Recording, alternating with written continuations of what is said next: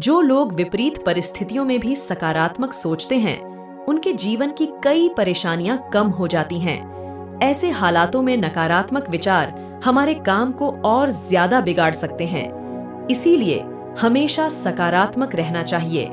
इस संबंध में एक लोक कथा प्रचलित है। लोक कथा के अनुसार किसी गांव में दो संत एक साथ अपनी छोटी सी झोपड़ी में रहते थे। दोनों रोज सुबह अलग अलग गांव पर जाते और भिक्षा मांगते। शाम को झोपड़ी में लौट आते थे। दिन भर भगवान का नाम जपते थे। भिक्षा से ही उनका जीवन चल रहा था। एक दिन वे दोनों अलग अलग गांव में भिक्षा मांगने निकल गए। शाम को अपने गांव लौट कर आए तो उन्हें मालूम हुआ कि गांव में तूफान आया था। जब पहला संत अपनी झोपड़ी के पास पहुंचा तो उसने देखा कि तूफान की वजह से झोपड़ी आधी टूट गई है।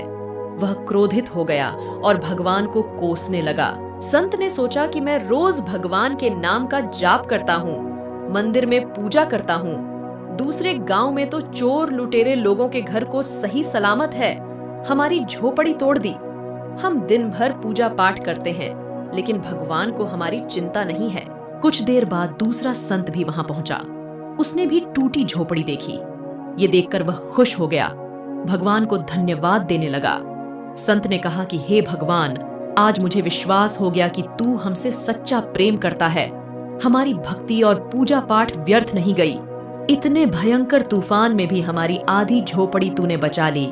अब हम इस झोपड़ी में आराम कर सकते हैं। आज से मेरा विश्वास और ज्यादा बढ़ गया है। इस कथा की सीख यह है कि हमें सकारात्मक सोच के साथ हर परिस्थिति को देखना चाहिए।